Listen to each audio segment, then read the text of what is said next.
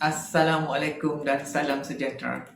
Bersyukur kita ke hadrat ilahi kerana dengan limpah kurnianya dapat kita berhimpun secara alam maya pada petang ini bagi sesi ceramah keselamatan pegawai bomba sempena Hari Guru peringkat TPD Sibu 2021. Terlebih dahulu, bagi pihak majlis, kami mengalu-alukan kehadiran penceramah jemputan yang telah sudi meluangkan sedikit masa bagi menjayakan program pada kali ini. Mari pergi ke Bukit Cina untuk mencari si Rama-Rama. Hadir Tuan meriah suasana, datang duduk bersama-sama. Semoga dengan kesudian semua pihak untuk berhimpun dalam majlis Hari Guru ini akan dapat menambahkan lagi ilmu pengetahuan kita sedia ada untuk merealisasikan impian kita dalam mempunyai kesedaran tentang keselamatan yang terbaik, insya-Allah. Pada petang ini, kita bertuah akan mendengar satu ceramah dari Ketua Pegawai Bomba Sibu. Beliau ialah PKP GB Suna bin Haji Kaha, iaitu Ketua Balai Bomba yang bertugas di Balai Bomba Pusat Sibu Central. Beliau telah berkhidmat sebagai pegawai bomba selama 34 tahun. Tajuk ceramah beliau pada petang ini ialah Asas Pencegahan Kebakaran dan Pengungsian Bangunan. Majlis dengan segala hormatnya mempersilakan. Assalamualaikum, selamat petang. Salam Jabatan Bomba dan Penyelamat Malaysia berprestasi tinggi, cepat dan mesra. Saya penolong kanan penguasa bomba Suna bin Haji Kaha, Ketua Balai Bomba dan Penyelamat Sibu.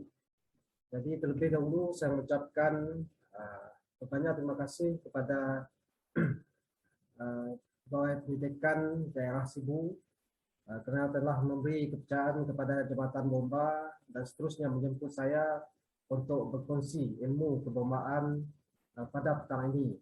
Jadi pada petang ini saya akan berkongsikan bersama tuan-tuan dan puan-puan 3 tajuk, yaitu yang pertama berkaitan dengan asas pencegahan kebakaran.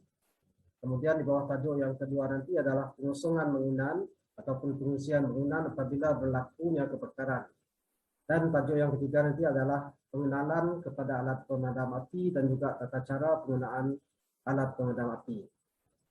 Oke, kita akan kepada tajuk yang pertama, yaitu tentang pencegahan dan keselamatan kebakaran, yaitu strategi pencegahan dan kawalan apabila berlaku kebakaran.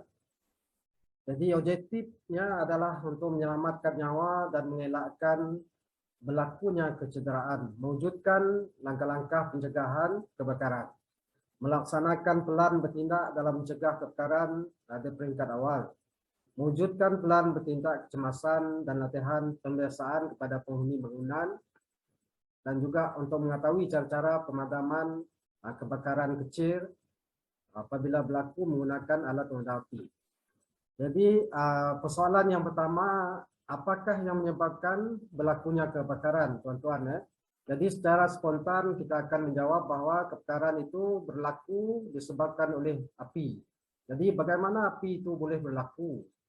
Kebakaran ataupun api terjadi apabila berlakunya proses pengoksidaan antara 3 elemen, yaitu udara, oksigen, bahan api, dan haba. Okey.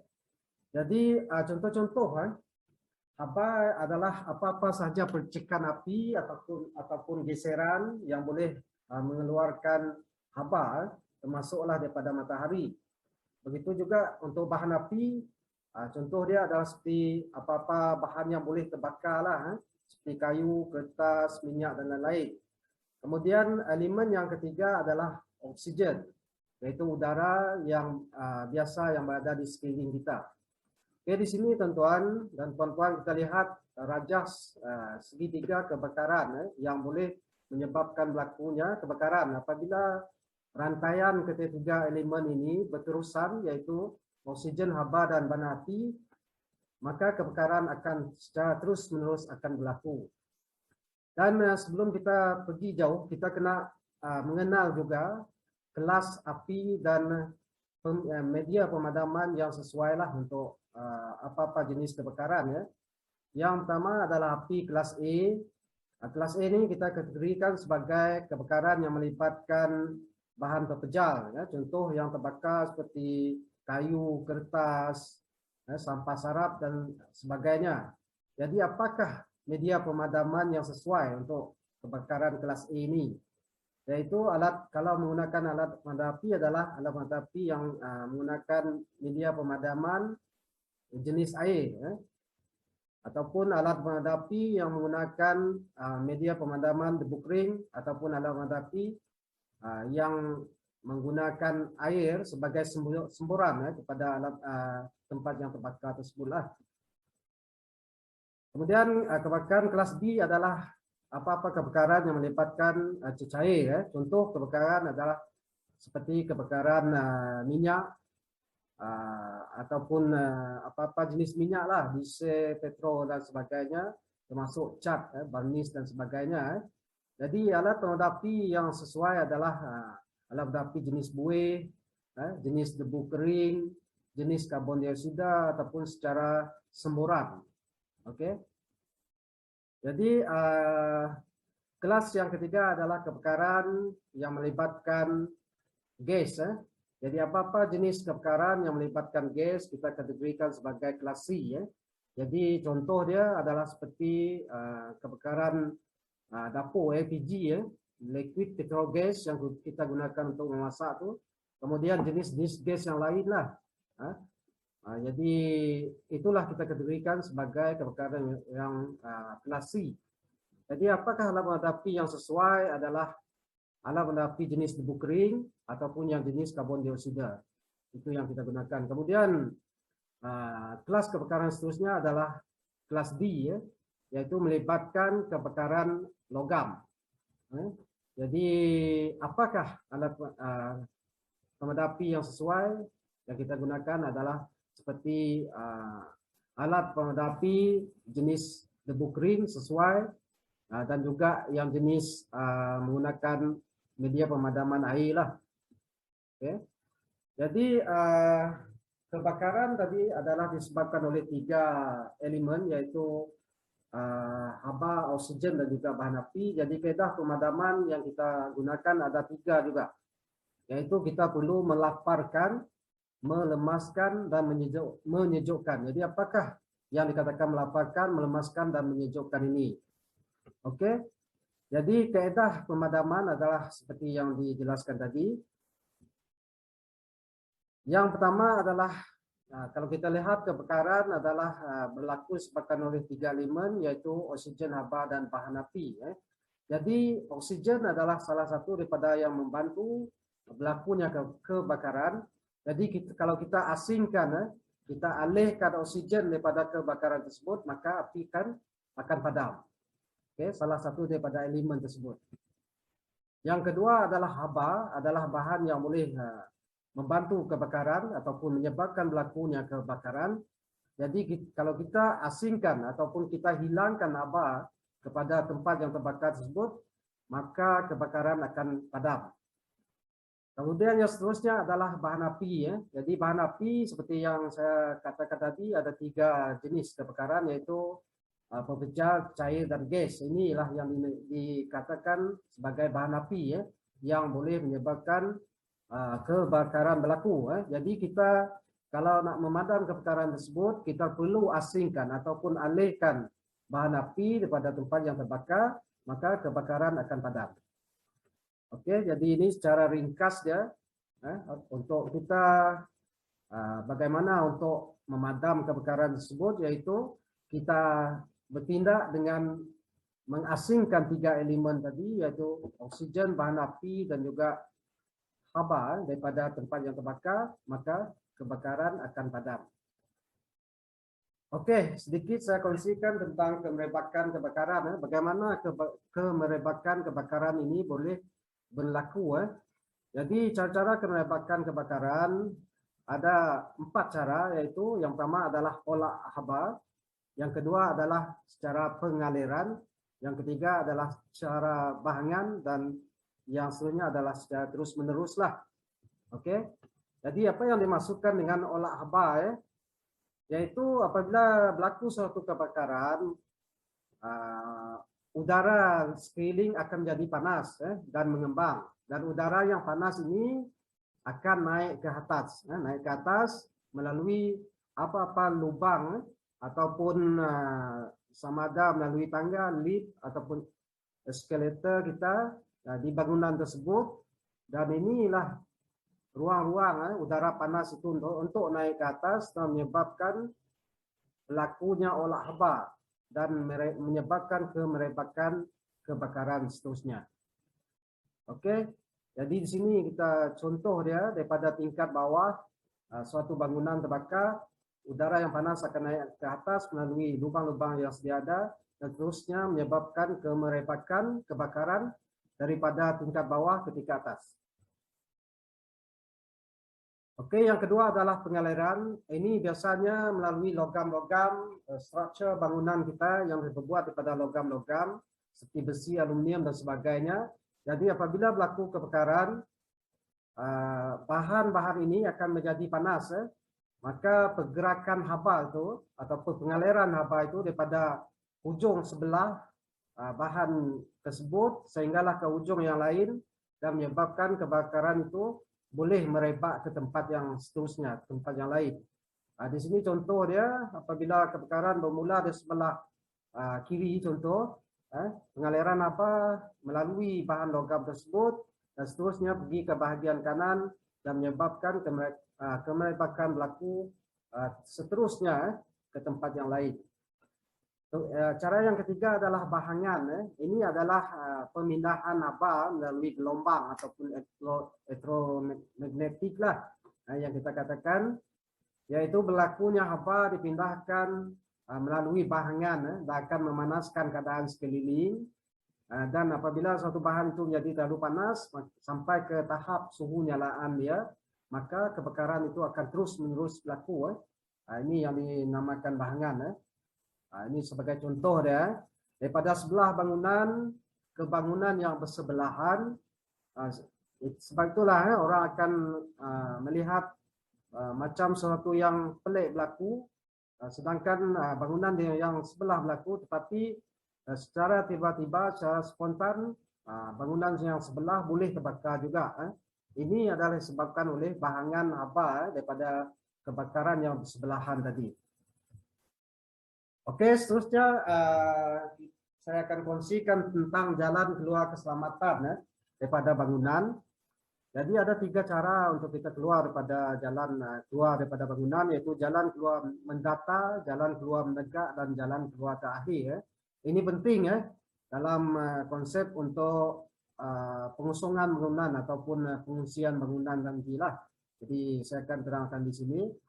Jadi jalan keluar mendata adalah jalan keluar daripada suatu petak bangunan, ke petak bangunan yang bersebelahan pada paras yang sama. Maksudnya dalam flow yang sama lah, itu jalan keluar mendata.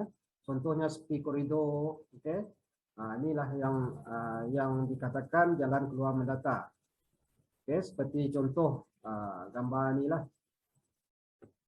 Kemudian yang kedua adalah jalan keluar menegak. Ini adalah suatu di dalam bangunan digunakan untuk menyelamatkan diri keluar daripada tingkat atas ke tingkat yang bawah. Ini ada contohnya adalah seperti tangga lah.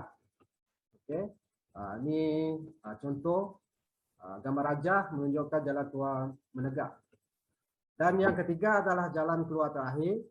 Ini adalah tempat kita terus keluar ke jalan ataupun ke tempat yang selamat, daripada tangga atau daripada koridor dan sebagainya, keluar terus daripada bangunan ke tempat yang selamat daripada kebakaran ataupun daripada asap.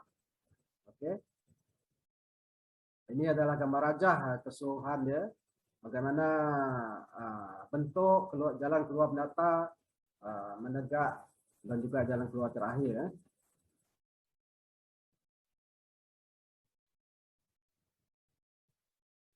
Oke, ini adalah saya kongsikan faktor-faktor yang boleh menyebabkan berlakunya kebakaran. Jadi ada beberapa faktor lah yang boleh menyebabkan berlakunya kebakaran, yaitu sama ada secara semula jadi, secara buatan manusia, kemalangan, ataupun cara asal ataupun niat jahat lah yang kita katakan di sinilah. Jadi seterusnya punca-punca dan pencegahan kebakaran. Jadi punca kebakaran ini adalah banyak sebenarnya. Di antaranya adalah sikap kita sendirilah manusia. Seperti kita merokok. Kalau merokok itu biarlah kita secara berdisiplin. Maksudnya apabila kita dah selesai merokok, pastikan puntung merokok tersebut dibuang di tempat yang betul, di tempat yang selamat. Matikan dulu puntung rokok dan dibuang di tempat yang betul-betul selamat, bukan di atas sampah, di atas kertas dan sebagainya. Kemudian mancis, pemetik api ini juga banyak menjadi punca kebakaran. Apabila kita letak sebarangan mancis atau pemetik api ini dan dijumpai oleh kanak-kanak dan mereka akan bermain dengan mancis dan pemetik api ini, maka amat mudah untuk memulakan kebakaran. Yang seterusnya adalah untuk gas memasak ni ya. Jadi saya nak pesan di sini kepada suri-suri rumah lah, kepada tuan-tuan dan puan-puan, apabila kita telah selesai memasak, kita perlu langkah-langkah untuk kita mengelakkan berlakunya kebakaran yang berpunca pada gas memasak ni ya. Jadi elakkan daripada percikan api kalau tempat gas itu. Pastikan tidak ada punca-punca sumber api yang lain yang menyebabkan kebakaran menjadi lebih besar apabila berlakunya kebocoran kepada tong gas kita ataupun saluran pipe gas. Jadi perlu yang seterusnya kita hentikan kebocoran tersebutlah. Kemudian kita buat pengudaraan di sekitar dengan membuka tingkap ataupun pintu. Kemudian bawa tong gas tersebut keluar daripada bangunan dan seterusnya hubungi pembekal ataupun pihak keselamatan seperti pihak bomba sekiranya berlakunya kebakaran yang melibatkan gas, berlaku kebocoran gas. Okey. Kemudian peralatan listrik juga ini banyak menjadi punca kebakaran apabila kita cuai, lalai menggunakan peralatan listrik ini. Jadi kita hendaklah berhati-hatilah memastikan peralatan listrik kita dalam keadaan yang baik dan sedia untuk digunakan. Kalau ada kerosakan kita perlu perbaiki supaya tidak boleh menyebabkan berlakunya kebakaran. Okey, kemudian fuse dan sebagainya ini berlaku apabila berlakunya kerosakan pada fuse di rumah kita. Jadi ada orang mengambil inisiatif sendiri dengan membuat fuse, meletakkan dawai yang lebih besar contohnya, dan ini akan boleh menyebabkan kebakaran kerana fuse tersebut tidak berfungsi lagi apabila peralatan elektrik kita gagal. Jadi bermakna fuse ini tidak akan berhenti secara automatik sebab dia mempunyai wayar yang lebih besar ataupun dawai yang lebih besar menyebabkan aliran elektrik itu secara terus-menerus berlakulah. Kemudian benda-benda lain adalah seperti lilin, ubat nyamuk dan sebagainya. Jadi kalau kita terpaksa menggunakan peralatan seperti ini, contohnya lilin, apabila berlakunya keputusan bekalan elektrik, jadi setengah-setengah orang akan menggunakan lilin memasang lilin ini.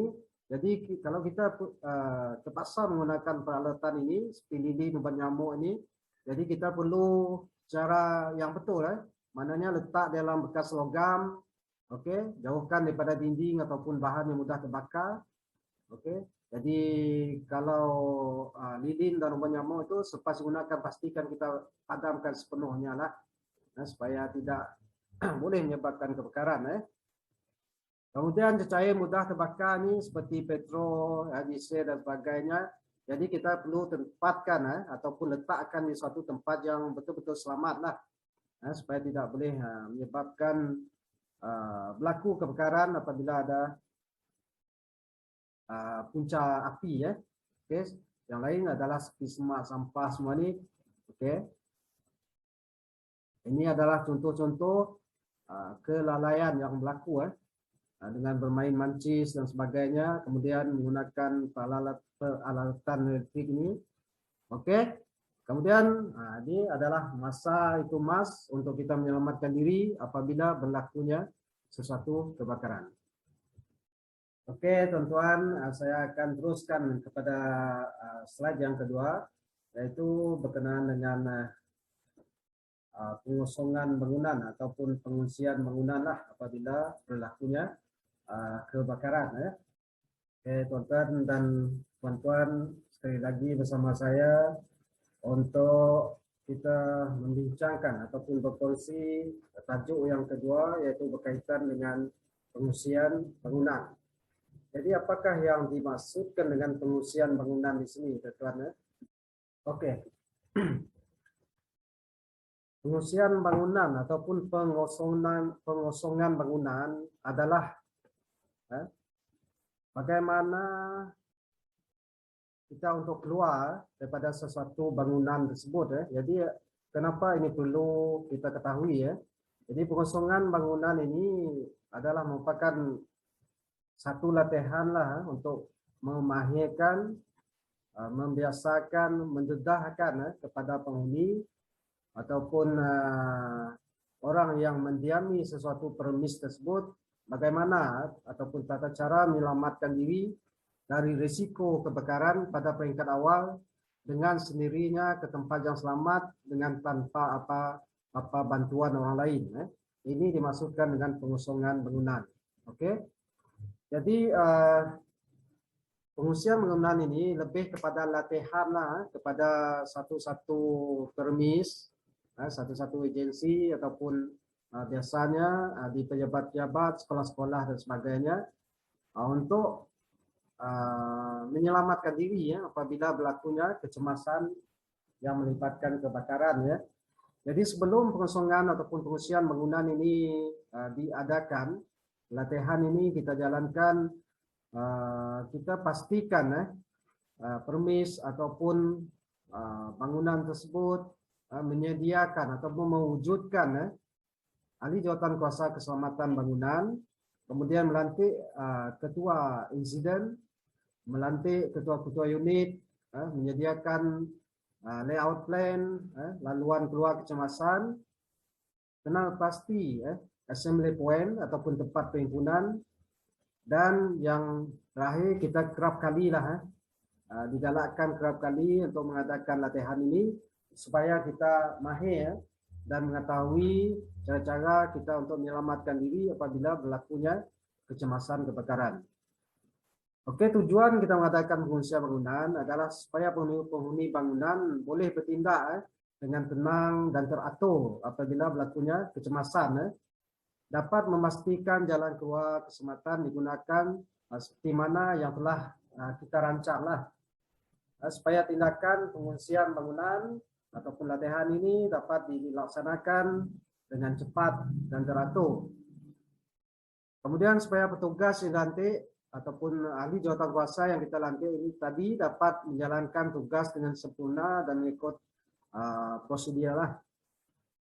Dan seterusnya supaya dapat menguji keupayaan bertindak serta keberkesanan alat-alat kebombaan ataupun alat-alat pencegahan kebakaran yang ada pada sebuah bangunan tersebut. Okey, jadi apakah yang perlu untuk individu ni apabila berlakunya kecemasan kebakaran?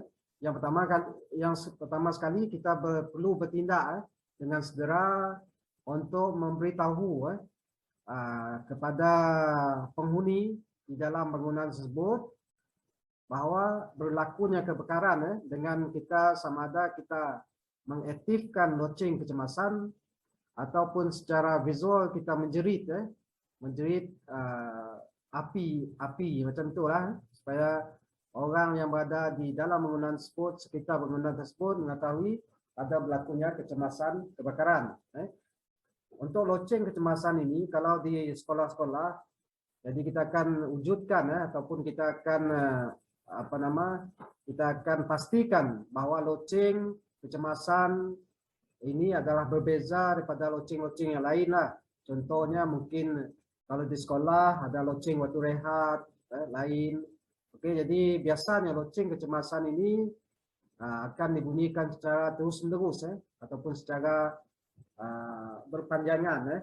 Begitu juga kepada bangunan-bangunan lah, seperti bangunan kerajaan ataupun mana-mana agensi, Jadi perlu ada amaran kecemasan dia sendirilah supaya penghuni bangunan tersebut tahu bahwa ada berlakunya kecemasan kebakaran.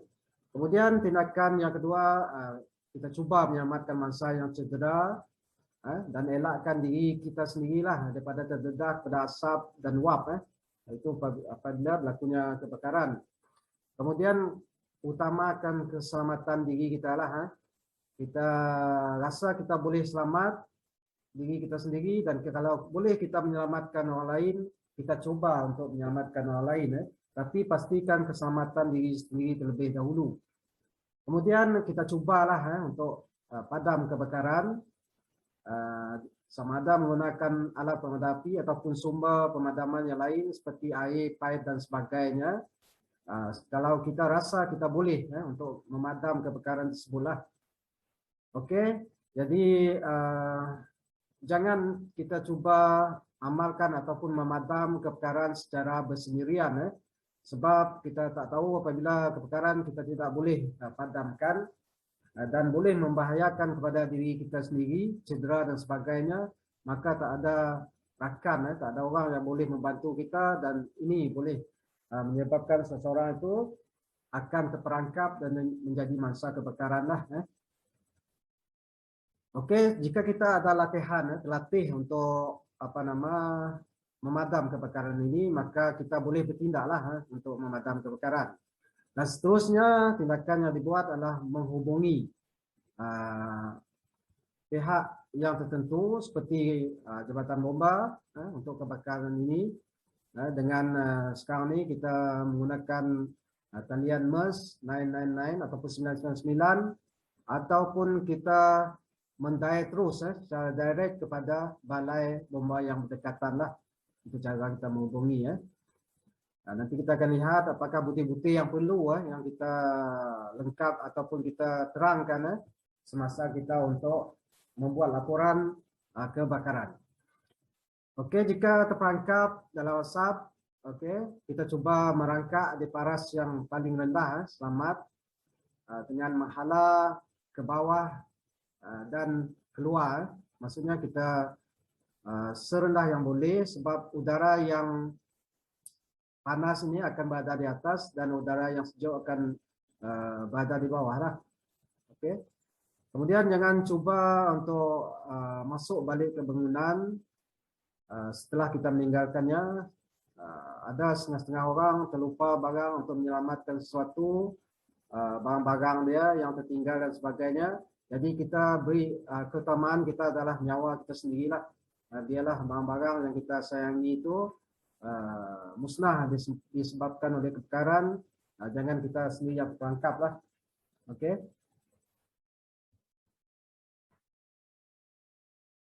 Ini pun sama tindakan yang perlu kita buat apabila kita berada di pejabat lah. Kita hentikan semua kerja-kerja dengan serta-merta. Kemudian pastikan keselamatan persekitaran sebelum meninggalkan tempat. Contohnya laci, kabinet dan sebagainya ditutupkan terlebih dahulu lah. Dan boleh kita peralatan yang menggunakan peralatan elektrik, kita perlu tutup switch terlebih dahulu. Kemudian seterusnya kita selamatkan diri kita lah, sama ada melalui tangga ataupun mana-mana jalan pelepasan yang ada di bangunan tersebut lah, seperti yang kita telah sentuh dalam jalan keluar keselamatan tadi, iaitu sama ada secara mendatar, menegak ataupun ke jalan yang terakhir lah. Okey, jadi inilah tindakan-tindakan yang perlu kita lakukan, kita buat apabila berlakunya kecemasan kebakaran. Okey, jadi ini pun sama seperti yang saya beritahu tadi, bahawa yang pertama adalah loceng kecemasan perlu dibunyikan. Kemudian kita keluar daripada bangunan secara perlahan-lahan, jangan berlari ataupun secara gopoh gapah lah, sebab kita takut apabila kita keluar daripada suatu bangunan, apabila berlaku kecemasan, mengelak daripada kecederaan disebabkan oleh kebakaran, kita terlebih dahulu cedera semasa keluar daripada bangunan, pengsan dan sebagainya, dan ini menyebabkan kita akan jadi mangsa kebakaran lah. Jadi dengan itu kita keluar dengan perlahan dan jangan tergopoh gapah lah. Oke, kemudian kita keluar dengan senyap, jangan buat bising supaya ketua insiden ataupun ahli jawatan kuasa yang dilantik tadi boleh memberi arahan dari masa ke masa dengan teratur. Kemudian berkumpul di tempat lapang ataupun tempat perhimpunan seperti yang dijelaskan pada awal tadi, yaitu assembly point. Jadi ketua-ketua section ataupun ketua-ketua yang telah dilantik tadi itu, mereka akan membuat roll call ataupun mengambil nama kehadiran untuk memastikan bahwa penghuni di bangunan tersebut sama ada semua telah berkumpul ataupun ada di antaranya yang tidak hadir di tempat perhimpunan. Yang tidak hadir di tempat perhimpunan itu adalah masalah. Maka inilah orang yang kita akan lapor kepada keselamatan nanti yang hadir, agensi keselamatan yang hadir untuk membuat kerja-kerja penyelamatan. Oke.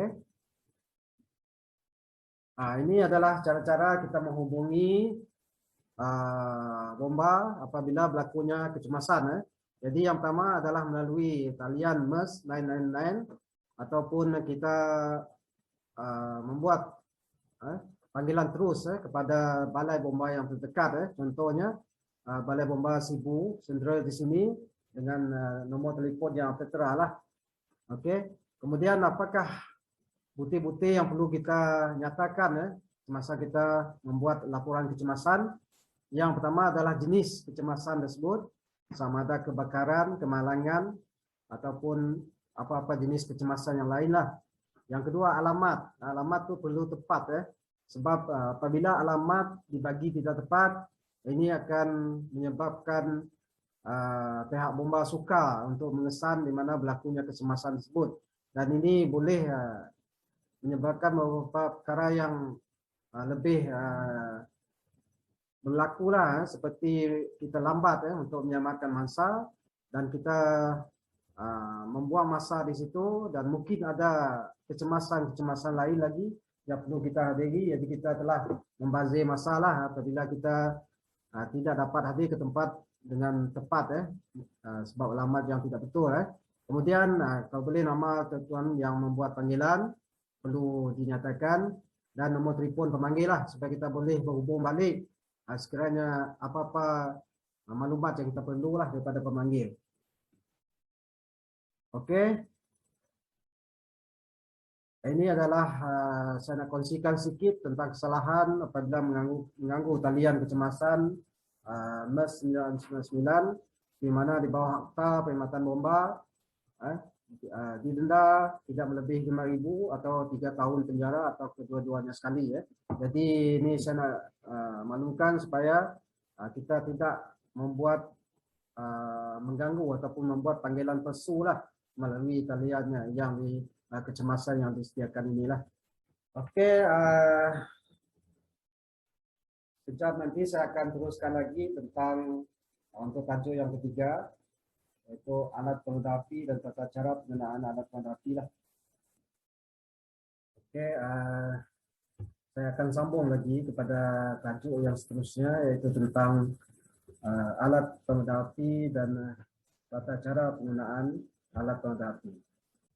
Okey, tuan-tuan dan puan-puan, sekali lagi bersama saya di bawah tajuk alat penerangan api dan juga tata cara penggunaan alat penerangan api.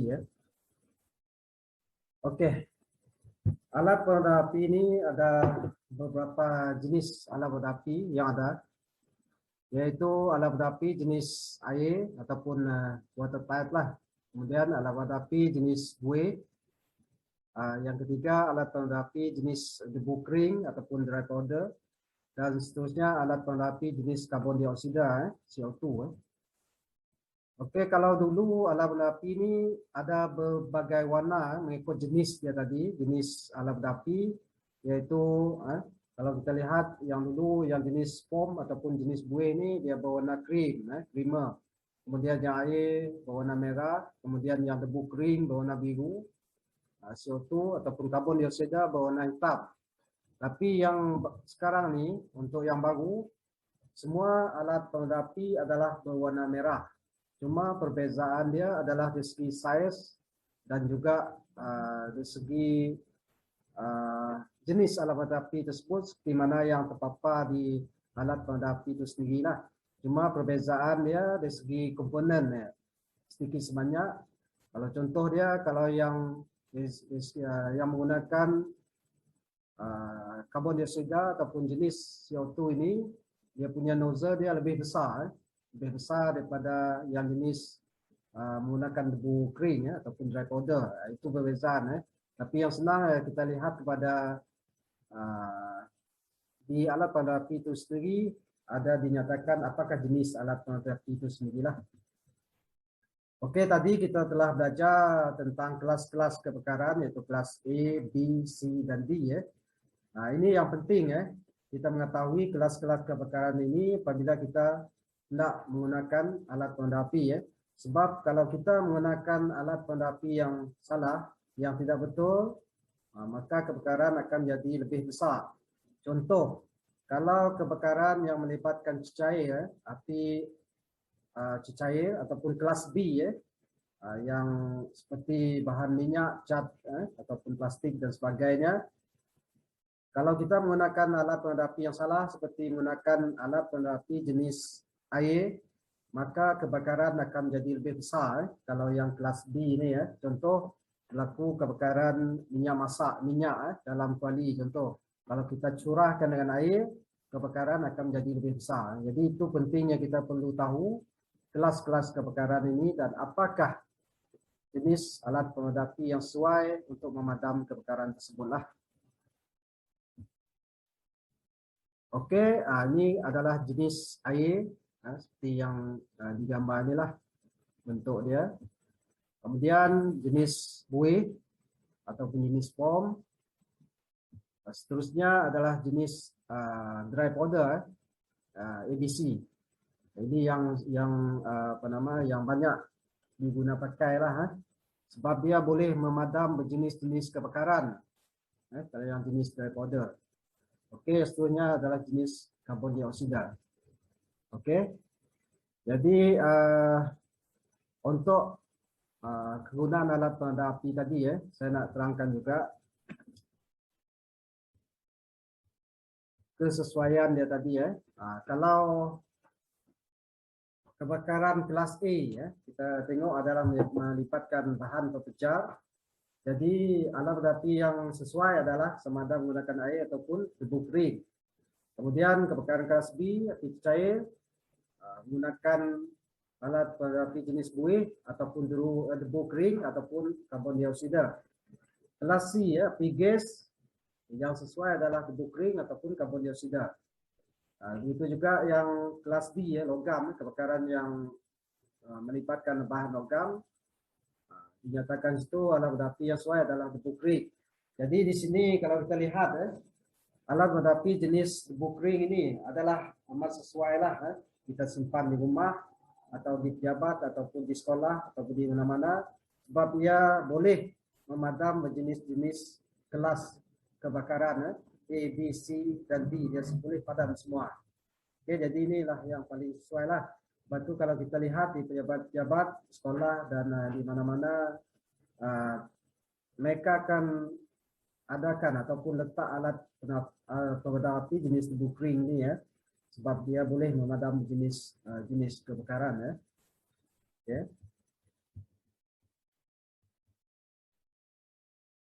Okey, untuk jangka hayat alat pemadam api semuanya kebanyakannya adalah 10 tahun Kemudian kita perlu tukar balik.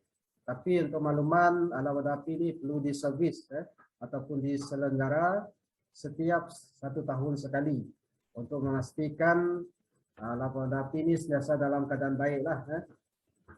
Okey. Jadi keperluan alat pemadam api ini yang pertama sekali kita perlu meletakkan di tempat yang sesuai dan memastikannya dalam keadaan yang baiklah. Kemudian penggunaan dia tadi adalah sesuai dengan jenis kebakaran Keadaan api adalah semasa masih kecil lah. Kalau api yang dah besar memang tidak sesuai ya. Tapi api ini adalah bermula daripada kecil. Kalau kita dah padam dia tidak akan berterusan untuk menjadi lebih besar lah.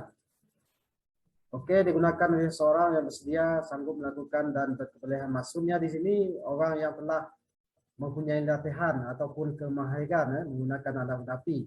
Kalau kita tak tahu bagaimana nak menggunakan alat api, jadi kita tidak sesuai lah untuk memadam api apabila berlaku kebakaran. Sebab ini boleh mendatangkan kemerbahayaan kepada kita sendiri ya. Okey. Kemudian perkara yang perlu dilakukan untuk pemeriksaan alat api ini. Jadi seelok-eloknya pemeriksaan adalah dilakukan 3 bulan sekali ya. Yang penting ya untuk alat api ini bahagian nozzle dia tu.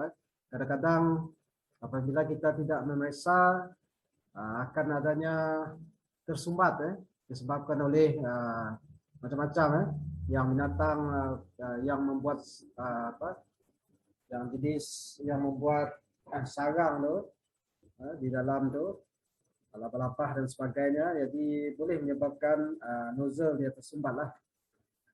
Kemudian kita pastikan silinder tidak berkarat, keadaan baik dan masih mempunyai tekanan lah. Kemudian setiap 10 tahun ini yang dilakukan lah di kilang-kilang, tapi lebih elok lah kalau kita 10 tahun itu kita tukar kepada alat api yang baru lah. Sebab untuk kita membuat ujian hidrolik ini adalah kosnya lebih tinggi lah, lebih besar. Jadi elok selepas 10 tahun kita tukar alat api itu kepada yang baru lah. Kemudian elakkan daripada cahaya matahari terik kerana ianya akan memberikan kesan kepada kandungan. Jadi kita perlu tempatkan alat api ini di tempat yang terlindung lah. Jangan terdedah kepada cahaya matahari ataupun hujan secara terus-menerus lah.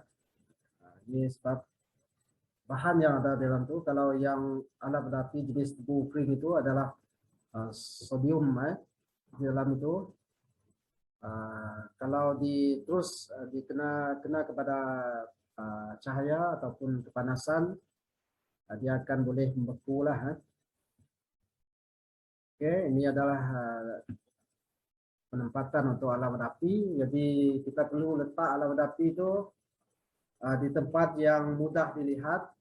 Kemudian daripada paras lantai kita perlu letak 3 kaki ataupun 1 meter, senang dicapai apabila berlakunya kebakaran. Itu tempat yang sesuai lah untuk kita meletak alat api ya. Jangan terlindung. Yang penting adalah mudah dilihat. Okey.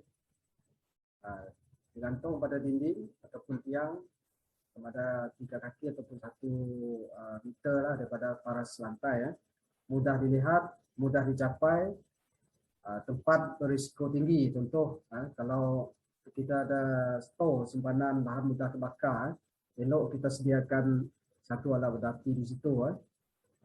Di stesen minyak memang banyak disediakan alat api untuk sekiranya berlaku kebakaran, jadi mudah untuk diambil bagi mencegah kebakaran tersebut lah. Okay. Ini cara meletak alat api ya. Dia ada hanger dia ataupun penggantung dia. Kita gantung 1 meter daripada paras lantai, mudah dilihat ya. Okey. Sekarang kita kepada tata cara penggunaan alat api ya. Jadi cara menggunakan alat api mudah saja. Kalau kita lihat kepada apa yang tercatat di alat api itu sendiri, di situ ada langkah-langkah cara untuk menggunakan alat api ya. Jadi yang pertama kita cabut pin keselamatan safety pin dia itu. Kalau kita tak boleh cabut, kita boleh pusing pulas. Dia akan putus dia punya safety pin itu. Kemudian yang kedua kita halakkan nozzle ke pangkal api ya. Kita cabut nozzle tu, kita pegang di pangkal dia dan arah ke pangkal api lah. Barulah kita tekan twill dia. Handle tu kita tekan dan bahan akan keluar daripada alat api. Kita layangkan nozzle ke kiri ke kanan. di tempat api tersebut. Jadi api akan padam. Okey, menggunakan alat berapi di kawasan terbuka jarak 3 meter daripada api. Dia boleh jarak dalam lebih kurang dalam 10 kaki macam itulah. Kemudian halalkan ke pangkal api sama juga, dan pastikan kita mengikut arah angin kalau di tempat yang terbuka. Sebab kalau kita melawan arah angin, ini akan membahayakan kita sendiri yang mana bahan daripada alat berapi itu akan berterbangan kepada kita. Kalau yang jenis debu kering itu mungkin menyebabkan kita akan jadi sesak nafas, sukar untuk bernafas, sebab bahan dia telah pun berterbangan yang kita sedutlah, kita akan sedut bahannya. Okey, sama juga perlu membelakangi pintu. Kalau di rumah lah, tempat rumah kita perlu, maksudnya di belakang kita tu pintu. Jangan kita pintu berada di hadapan kita. Sekiranya kebakaran itu tidak boleh dipadam dan kebakaran menjadi besar, maka sukar untuk kita keluar. Jadi kita perlu mengetahui jalan keluar untuk sekiranya kebakaran tersebut kita tidak boleh kawal ataupun tidak boleh dipadamlah. Okey, ini secara ringkas kita cabut pin keselamatan, kemudian kita halalkan nozzle ke pangkal api. Okey, tekan twin dan kita layangkan kaki ke kanan. Jadi konsep menggunakan alat panel api ini adalah mudah, yaitu dengan PASS, P-A-S-S. P yang pertama adalah kita pull ataupun cabut pin. Yang kedua kita M, maksudnya kita alahkan nozzle ke pangkal api. Yang ketiga squeeze, kita tekan twirl ataupun handle tersebut. Barulah yang terakhir kita sweep, kita layangkan nozzle ke kiri ke kanan pada pangkal api tersebut. Jadi kalau kita pass PASS ini bermakna kita lulus untuk menggunakan alat panel api. Okay. Jadi semoga apa yang telah saya kongsikan pada petang ini dapat memberi manfaat kepada kita semua dan boleh membantu tuan-tuan apabila berlakunya kecemasan kebakaran dan untuk menyelamatkan diri kita apabila berlakunya kebakaran. Jadi sebelum berakhir, sebagai kesimpulan, saya nak berkongsikan ada beberapa perkara, yaitu 2 perkara yang berkaitan dengan 3L ini konsep 3L. 3L yang pertama adalah perlu kita elakkan, yaitu L yang pertama adalah lupa. Jadi sikap ini merupakan sikap kita manusia lah, lupa. Contoh, apabila kita lupa, contohnya kita sedang memasak, kemudian kita tinggalkan tanpa diawasi, dan boleh menyebabkan berlakunya kebakaran. Seperti yang selalu Jabatan Bomba terima, berlaku kebakaran restoran ataupun kebakaran kedai makan ni, yang selalu kita terima adalah kebakaran dapur yang sikap lupa inilah. Apabila tuan punya kedai ataupun pekerja dia hendak balik, hendak tutup kedai, mereka kadang-kadang ada yang memanaskan makanan ataupun masakan terlebih dahulu, ataupun bahan masakan untuk digunakan pada keesokan harinya. Jadi dia akan sibuk berkemas dan terus lupa kepada masakan tersebut, kemas ini kemas itu dan seterusnya, balik. Jadi pada sebelah malam macam tu berlakulah kebakaran. Orang akan nampak asap keluar dan sebagainya dan panggil pihak bomba. Kita hadir, apa yang berlaku adalah kebakaran melibatkan masakan yang lupa ditutup. Okey, jadi masakan menjadi kering dan terbakar. Okey, itu sikap yang pertama yang perlu kita elakkan. Yang kedua adalah lalai. Jadi lalai ini juga merupakan satu punca lah sikap manusia yang boleh menyebabkan berlaku kebakaran. Contohnya peralatan elektrik lah. Kita ni selalu lalai lah. Contoh bila peralatan elektrik kita mungkin kabel wayar dia terluka ataupun terdedah, kabel dia dah rosak. Jadi tempat dia dah rosak, kita biarkan sebab peralatan tersebut masih boleh digunakan pakai. Tetapi kabel ataupun wayar tersebut telah pun terdedah. Jadi ini amat mudah untuk berlakunya kebakaran apabila berlakunya sentuhan di antara yang negatif dan positif wayar tersebut boleh menyebabkan berlakunya percikan api ataupun spark, dan inilah di antara punca pendawaian elektrik ataupun peralatan elektrik ini boleh menyebabkan berlaku kebakaran. Ini kita lalai, kita ingat peralatan tersebut masih boleh digunakan pakai, jadi kita terus memakai tanpa mengambil tindakan perbaikan kepada peralatan tersebut. Ini yang dikatakan lalai lah. Okey. L yang seterusnya adalah leka. Jadi ini merupakan sikap yang tidak baik juga, yang boleh mewujudkan bahaya kebakaran lah.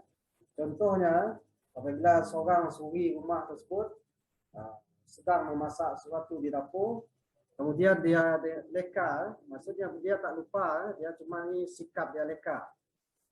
Dia asyik bermain dengan telefon ke, layan kawan, chat sana sini.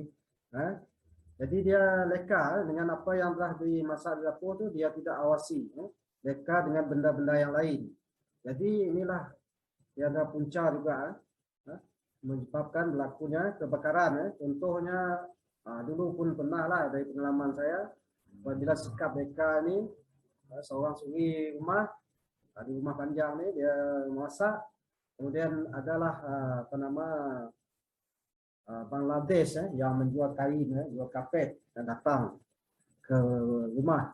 Jadi dia leka bersembang, tawar-menawar dengan si penjual ini, lupa kepada masakan di dapur.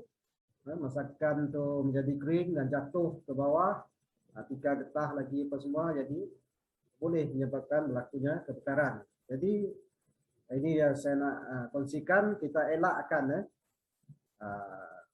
3L ini. Yang pertama, 3L yang pertama kita elakkan, iaitu sifat lupa, lalai dan juga leka. Kemudian 3L yang kedua yang perlu kita amalkan, yaitu apabila berlakunya kebakaran, L yang pertama, kita lapor terlebih dahulu. Kita nampak saja berlakunya kebakaran, maka kita lapor ke pihak yang berwajib lah, pihak bomba lah. Jadi pertama kali kita lapor terlebih dahulu. Kemudian setelah kita lapor berlakunya kebakaran, L yang kedua ialah kita cuba lawan. Jadi kita dah belajar tentang tata cara menggunakan alat api dan langkah-langkah pencegahan kebakaran ini. Jadi kita cuba lawan kebakaran tersebut, cuba padamkan kebakaran tersebut. Jadi apabila kita tidak mampu untuk melawan kebakaran tersebut, sementara tadi kehadiran pihak bomba, dan L yang ketiga ialah kita lari lah. Maksudnya kita lari, selamatkan diri kita sendiri, ahli keluarga kita, dan jiran-jiran kita yang berada di sekitar kita lah. Jadi itulah tip ataupun saya nak kongsikan dua perkara yang berkonsepkan 3L inilah. Okey. Jadi saya rasa cukup setakat ini untuk perkongsian saya tentang ilmu kebombaan, tentang langkah-langkah pencegahan dan juga keselamatan kebakaran. Sekian, terima kasih. Terima kasih diucapkan kepada PKP GB Sunnah Haji Kahal, Ketua Balai BPP Sibu Sentral, di atas kesudian untuk meluangkan masa bersama warga pendidik sempena Hari Guru peringkat daerah Sibu pada tahun 2021. Semoga Info-info yang disampaikan memberi pengetahuan dan ilmu yang bermakna untuk kita semua demi keselamatan bersama pada bila-bila masa di mana sahaja kita berada. Setinggi-tinggi penghargaan dan ucapan terima kasih kami ucapkan. Sebelum mengundur diri, saya selaku moderator untuk sesi petang ini menyusun 10 jari memohon maaf sekiranya tersilap bahasa dan terlanjur kata di sepanjang saya mengacarakan majlis ini. Sekian, terima kasih. Hingga waktu Sabah